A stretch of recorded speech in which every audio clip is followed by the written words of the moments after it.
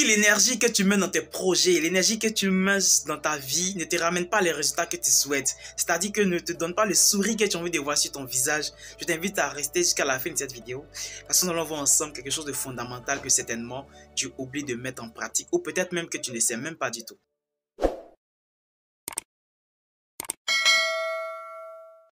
Bonjour à tous. Aujourd'hui, je vais résumer un livre intitulé « La puissance de votre subconscient » de Joseph Murphy. J'ai préparé pour vous 6 points à retenir pratiques qui changent la vie. Je vous recommande tout particulièrement de regarder le 2e point où j'explique les erreurs que vous commettez et qui ne vous permettent pas d'attirer le succès et l'argent dans votre vie. Ce sentiment vous est probablement familier. Vous travaillez dur, vous faites tout ce que vous pouvez, mais vous n'arrivez pas à obtenir ce que vous voulez. Pire encore, vous finissez par obtenir le contraire de ce que vous voulez. Mais d'un autre côté, il y a des gens qui ne semblent même pas essayer, mais qui obtiennent tout l'argent et le succès. Comment cela se fait-il? Pourquoi certaines personnes obtiennent-elles ce qu'elles veulent sans effort, alors que d'autres luttent toute leur vie sans succès? La réponse se trouve dans la façon dont ils utilisent leur esprit subconscient. Avant d'aller plus loin sur ce sujet, laissez-moi d'abord vous expliquer comment fonctionne votre subconscient. Point à retenir numéro 1. Différence entre le conscient et le subconscient. L'esprit conscient est comme le capitaine d'un navire. Le capitaine reste sur le pont et peut voir où il navigue et tout contrôler. En revanche, les ingénieurs, qui sont chargés de contrôler les moteurs et autres instruments, ne peuvent pas voir ce qui se passe à l'extérieur du navire. Ils sont à l'intérieur du navire et suivent les ordres du capitaine. Les ingénieurs sont comme le subconscient. Les ingénieurs ne savent pas où ils vont, ils suivent les ordres. Ils iraient sur les rochers si le capitaine donnait de mauvais ordres. Ils obéissent au capitaine parce que c'est lui qui commande. Il est censé savoir ce qu'il fait. De la même manière, votre esprit conscient est le capitaine de votre navire, votre corps et votre environnement. Votre esprit subconscient suit les ordres que vous lui donnez sur la base de ce que votre esprit conscient croit et accepte comme vrai. Il ne remet pas en question les ordres.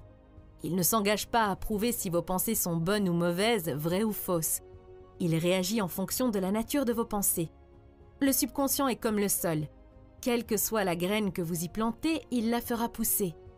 Le sol ne dit pas « Laissez-moi donner la priorité à cette graine d'abricot par rapport à une autre graine et la nourrir davantage parce qu'elle portera des fruits un jour. » Il fait pousser tout ce que vous y plantez sans différencier la graine que vous avez plantée.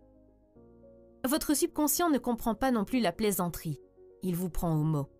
Sous hypnose, si un hypnotiseur expérimenté tient une tasse d'eau sous votre nez et vous dit que c'est une tasse pleine de poivre, vous allez vous mettre à éternuer. Ou si un hypnotiseur vous dit que vous êtes un chat ou un chien, vous commencerez à vous comporter comme un chat ou un chien. Votre subconscient n'a pas la capacité d'argumenter ou de contester. Si vous lui donnez une information erronée, il l'acceptera comme vraie. C'est pourquoi, si vous vous répétez « je ne peux pas me le permettre », votre subconscient vous prend au mot. Et tant que vous continuerez à dire « je ne peux pas me permettre cette voiture, ces vacances, cette maison », vous pouvez être sûr que votre subconscient suivra ses ordres. Vous traverserez la vie en faisant l'expérience du manque de toutes ces choses et vous croirez que les circonstances en sont la cause. Il ne vous viendra pas à l'esprit que vous avez créé ces circonstances vous-même par vos propres pensées. Point à retenir numéro 2. Vous avez le droit fondamental d'être riche. Ne laissez personne vous faire sentir honteux de votre désir d'être riche. Il est non seulement bon, mais très bon d'être riche. Lorsque votre sang circule librement dans votre corps, vous êtes en bonne santé. Lorsque l'argent circule librement dans votre vie, vous êtes en bonne santé économique. Il n'y a rien de mal à être économiquement sain. Il n'y a pas de vertu dans la pauvreté. C'est une maladie comme n'importe quelle autre maladie mentale. Si vous étiez physiquement malade, vous vous rendriez compte que quelque chose ne va pas chez vous. Vous chercheriez de l'aide et essayeriez de guérir immédiatement. De la même manière, si vous n'avez pas assez d'argent qui circule constamment dans votre vie, il y a quelque chose qui ne va pas du tout chez vous. Mais avez-vous déjà réfléchi à ce qui ne va pas chez vous et à la raison pour laquelle vous n'arrivez pas à obtenir ce que vous voulez? Pour beaucoup de gens, il y a 3 raisons principales. Vous pouvez aussi les appeler des émotions qui les empêchent de réussir. Raison numéro 1. L'envie. Lorsque j'étais enfant et que je jouais avec mes amis dans le quartier, nous voyions très souvent un jeune homme conduire une voiture coûteuse. Avec mes amis, nous regardions tous la voiture avec envie et nous disions ensuite des choses comme « Dieu sait quelle sorte de choses illégales ce type a fait pour acheter une telle voiture de luxe à un si jeune âge » ou « Pourquoi des types aussi arrogants peuvent-ils conduire une voiture de luxe et pas nous ?» En gros, nous disions toutes sortes de choses envieuses derrière ce type sans même le connaître ou savoir ce qu'il fait. Après avoir lu des livres semblables à celui-ci, j'ai complètement changé de comportement. La raison pour laquelle j'ai changé est qu'entretenir des pensées envieuses est dévastateur. Elle vous place dans une position négative. Par conséquent, la richesse s'éloigne de vous au lieu de vous atteindre. Si la prospérité ou la grande richesse d'une autre personne vous agace ou vous irrite, vous éloignez la richesse de vous. Rappelez-vous que vous perdez ce que vous condamnez. Vous ne pouvez pas attirer ce que vous critiquez ou enviez. Resteriez-vous avec une petite amie ou un petit ami qui vous critique constamment? Bien sûr que non, et la richesse non plus. La richesse, c'est comme une blonde sexy assise seule au bar qui attend que les messieurs la complimentent sur sa beauté et lui offrent un verre. Si vous l'approchez et commencez à critiquer sa beauté, pensez-vous qu'elle sortira avec vous? Bien sûr que non. Elle ira parler à l'homme qui sait l'apprécier. Si vous avez pensé à envier des choses sur la richesse de quelqu'un, arrêtez de le faire pour votre propre bénéfice. La pensée que vous avez à propos de l'autre personne est votre pensée parce que vous la pensez. Par conséquent, vous créez réellement dans votre propre expérience ce que vous pensez et ressentez à propos de l'autre personne. La suggestion que vous donnez à l'autre, vous la donnez aussi à vous-même, car votre esprit est la source qui a créé ces pensées. Votre subconscient les enregistre et vous les restitue. De nos jours, lorsque je vois un jeune homme conduire une belle voiture, je me sens vraiment heureuse pour lui. Je suis heureuse qu'il ait la chance de conduire une si belle voiture. Dans mon esprit, je lui souhaite le meilleur et je le remercie de me motiver et de me montrer ce qui est possible. Je me dis, s'il peut le faire, je peux le faire aussi. Raison numéro 2. Vous en faites trop.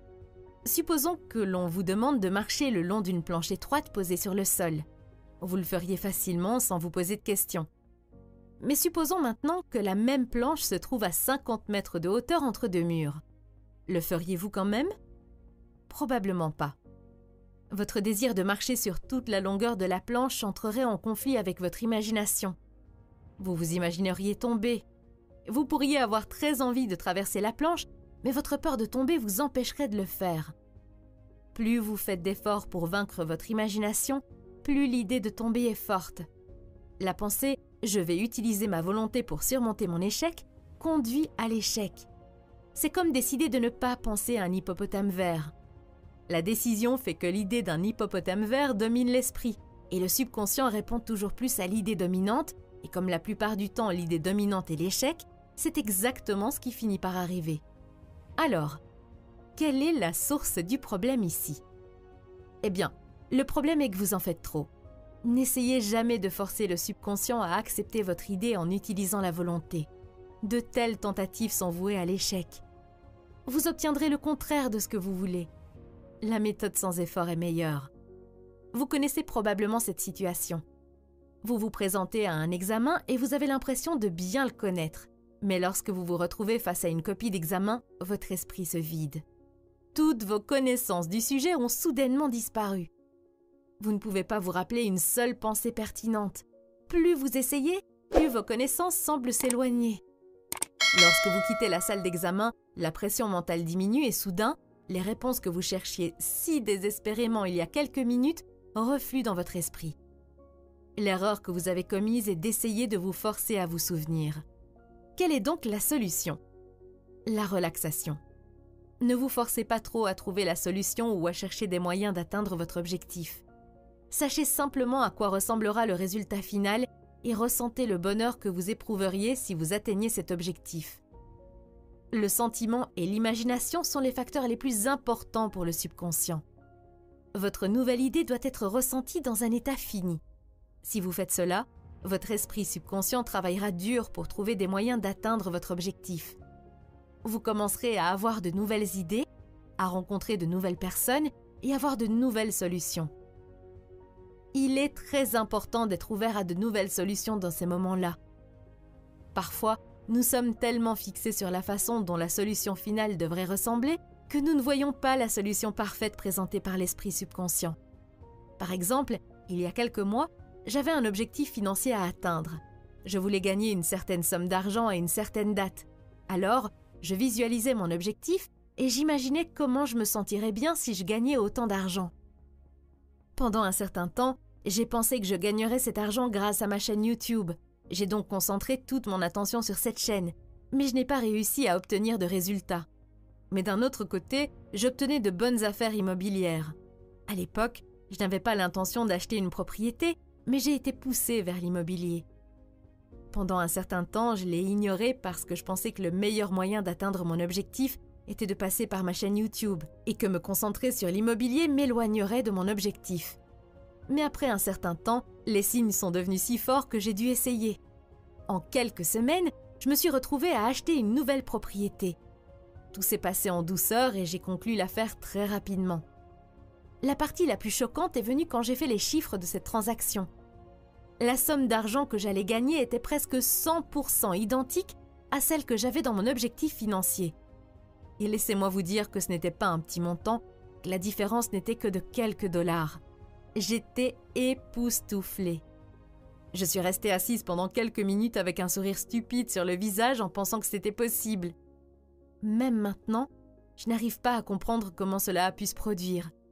Une partie de moi veut croire que c'était juste une coïncidence, mais une chose similaire m'est arrivée 3 fois. Et dans les 3 cas, la somme d'argent était presque 100% égale à l'objectif que j'avais. La différence était toujours de quelques dollars. Pas quelques dollars de moins que mon objectif, mais le contraire, quelques dollars de plus. La morale de cette histoire est de vous expliquer l'importance d'être ouvert à de nouvelles solutions lorsque vous travaillez avec le subconscient et de ne pas rester bloqué sur une solution que vous pensez être la bonne. Ce n'est pas votre travail de savoir comment vous allez arriver à cette destination. Votre travail est de savoir où vous allez. Votre subconscient trouvera la meilleure route pour y arriver. Imaginez cela de cette façon. Lorsque vous allez chez un médecin, vous lui expliquez d'abord quel est le problème, puis vous écoutez la solution, n'est-ce pas? Vous ne proposez pas de solution à votre problème. Si vous étiez si intelligent et si vous connaissiez la solution, vous ne seriez pas venu chez le médecin en premier lieu. Si vous êtes venu chez le médecin, asseyez-vous et écoutez la solution. Trouver la solution est le travail du médecin, pas le vôtre. De la même manière, lorsque vous déléguez quelque chose à votre subconscient, écoutez-le et faites confiance à son pouvoir. Raison numéro 3, la peur.